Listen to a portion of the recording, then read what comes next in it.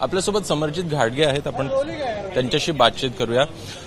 आज पुन्हा एकदा घर वापसी करता आहात, नेमकी काय कारण आहेत, काय असं झालेलं होतं की तुम्हाला पुन्हा एकदा घर वापसी करायला लागते? ही प्रक्रिया नोव्हेंबर महिन्यामध्ये झाली सुरू, जेव्हा नगरपालिकेला मुश्रीफ साहेब आणि आम्ही एकत्र आलो आणि ते करण्यामध्ये सगळ्यात मोठी भूमिका राज्याचे मुख्यमंत्री देवेंद्र फडणवीस साहेबांची होती।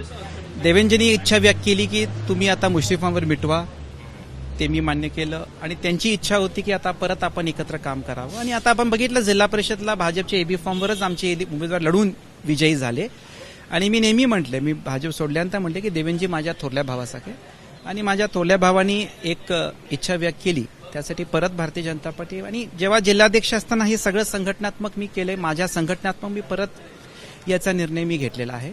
आणि राष्ट्रवादी पक्षामध्ये जे काय आता प्रक्रिया चालू आहे, आता ती सगळ्या प्रक्रियेवर मला काही बोलायचं नाहीये, पण त्याच प्रक्रियेमुळे कुठेतरी तुम्ही पुन्हा काही नाहीये। मी आदरणीय पवार साहेबांना भेटलो, मी माझी भूमिका सांगितली आणि माझं मत आहे त्या प्रक्रियेवर मला काही बोलायचं नाही, त्याच्यावर बरेच काही गोष्टी बोललेल्या गेल्या आहेत, पण मला परत माझ्या ओरिजिनल फॉर्मॅटमध्ये यायला मिळते।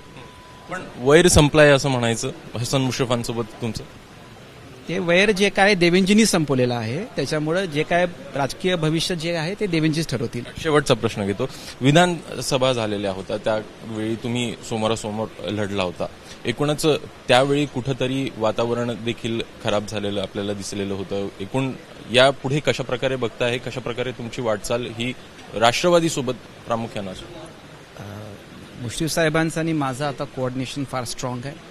नगरपालिका, जिल्हा परिषद, पंचायत समितीमध्ये आमचं कोऑर्डिनेशन स्ट्रॉंग होऊन कागल विधानसभामध्ये फार चांगल्या प्रमाणे काम चालू आहे, जिल्ह्यामध्ये पण काम चांगलं चालू आहे आणि हे स्ट्रॉंग कोऑर्डिनेशन येत्या काळामध्ये तुम्हाला जिल्ह्यात पण दिसेल।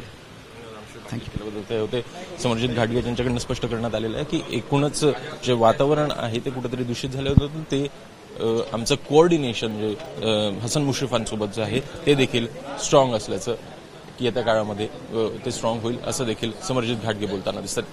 कॅमेरामॅन दीपेश महाजन, अभिषेक मुठाळ, एबीपी माझा, मुंबई। एबीपी माझा, उघडा डोळे बघा नीट।